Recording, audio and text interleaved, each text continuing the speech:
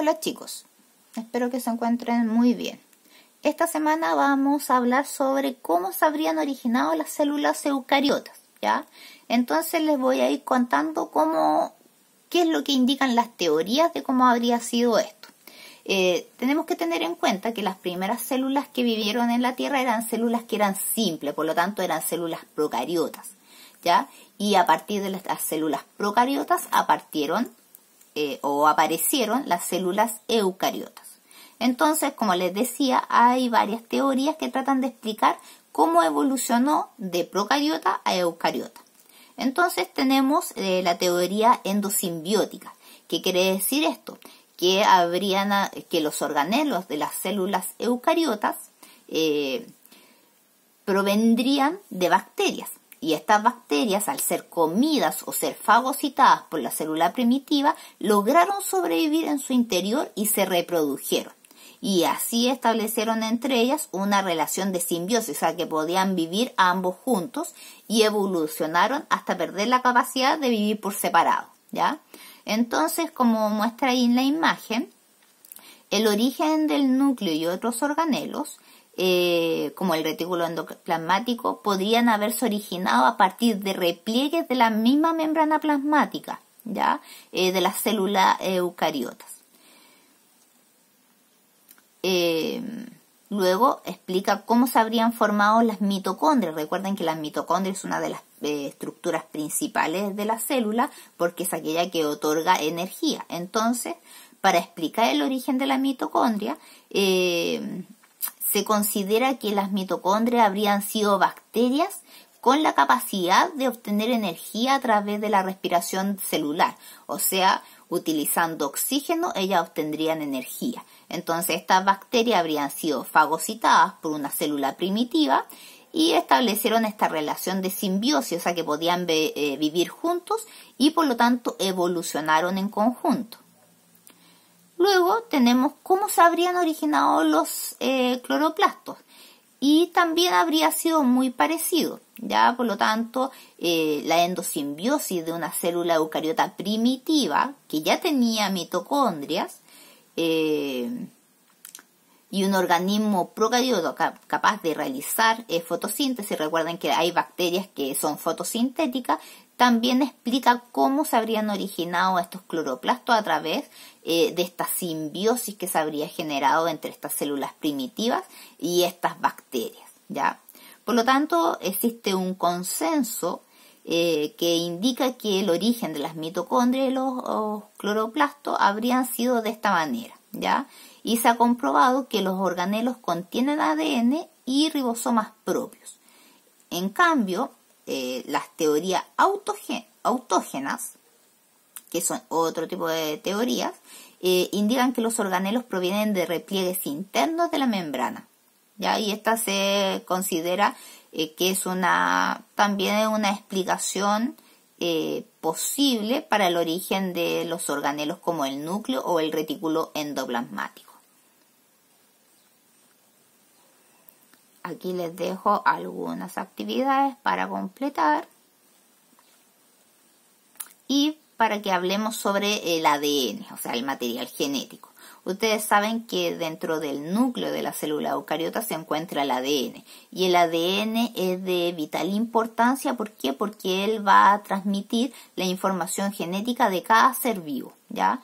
Este ADN se presenta de dos formas. Una en la cual se encuentra disperso, como estas rayitas que se ven aquí. Esto es el material genético que no está condensado, y por otro lado tenemos el material genético condensado que recibe el nombre de cromosoma y va a tener esta figura característica que es como una X, y por lo tanto este se encuentra en forma condensada.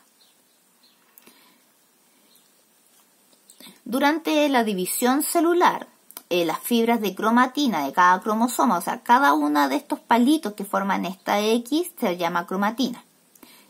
Por lo tanto, cada una de estas fibras de cromatina se condensan y por lo tanto eso permite que se vean visibles al microscopio.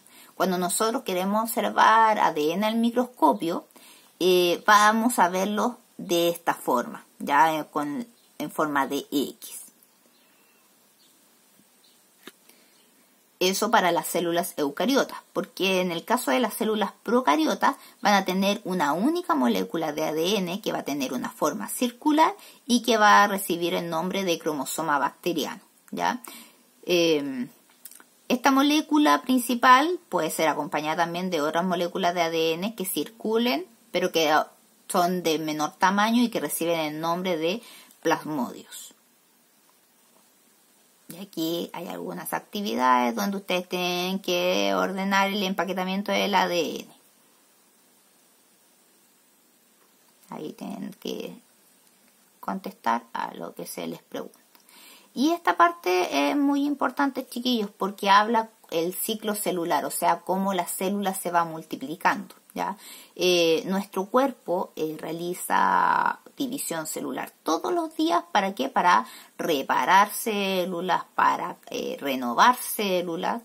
Por lo tanto, el ciclo celular tiene algunos procesos que tenemos que ir analizando para ver cómo estas células se van multiplicando. Entonces vamos a tener principalmente dos etapas. Uno que se recibe el nombre de interfase y otro que recibe el nombre de fase M.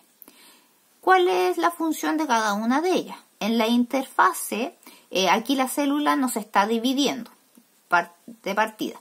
Pero sí lo que ocurre en esta etapa es que las células incorporan todos los nutrientes que necesitan, se sintetizan proteínas, crece y se duplica el número de organelos, ¿ya? O sea, cada una de las estructuras que hay dentro de la célula se duplica, ¿ya? Para que así cuando se divida en dos, cada una de las células tenga la misma cantidad de organelos, ¿ya? Y en la fase M, que es una fase que es mucho más cortita, es donde efectivamente se va a realizar la división celular, ¿ya? Y esta división celular va a originar dos células nuevas con igual material genético, ¿ya? Y aquí vamos a observar cómo es el proceso. Pero antes de eso les dejo ahí para que vayan aplicando lo que les acabo de explicar. Entonces, este ciclo de división celular recibe el nombre de mitosis, ¿ya?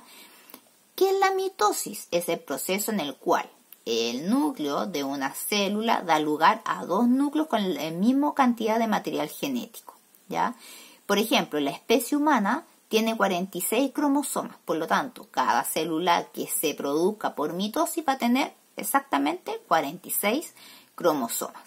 Y la mitosis va a tener dentro de sí 4 fases, que va a ser profase, metafase, anafase y telofase, cada una con las características que les voy a explicar.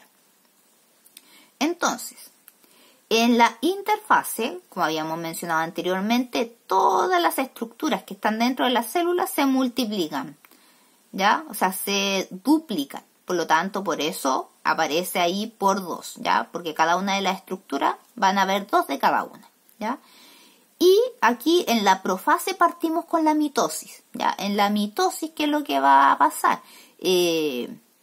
Los cromosomas duplicados se condensan, por lo tanto van a empezar a tener esta forma de X, ¿ya? Y todas ellas cada una de las cromátidas va a estar unida por un puntito central que va a ser el centrómero. Y en esta parte la membrana nuclear, si ustedes se dan cuenta está así como punteada, va a desaparecer, ¿ya? Por lo tanto, los cromosomas van a quedar liberados en la célula. En el proceso de la metafase, esta también es bien fácil de identificar porque todos los cromosomas se van a ubicar en la mitad de la célula, o sea, se van a ubicar en la línea del ecuador de la célula.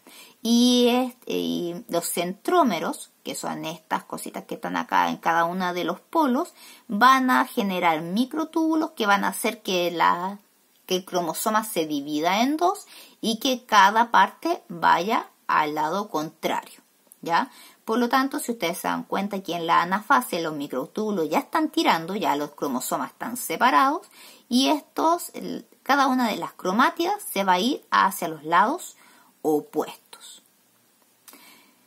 Y finalmente en la telofase, alrededor de cada grupo de cromosomas se va a volver a formar lo que es la membrana nuclear y se va a producir la citocinesis, que es la división de la célula en dos. Si ustedes se dan cuenta, aquí todavía permanece pegadita por un espacio, pero esto ya aquí están las dos células nuevas formadas. Y aquí les dejo actividades donde ustedes van a tener que ordenar cuál es lo que ocurre primero y cuál es lo que ocurre tienen que identificar cuál de estas imágenes corresponde a cuál de esos nombres. Y aquí les dejo también una imagen real de cómo se verían los cromosomas al microscopio. Por lo tanto, ustedes tienen ahí que identificar qué célula se encuentra en qué etapa de división celular. Y tienen para entregar esta guía hasta el domingo 9 de agosto. Que tengan una excelente semana.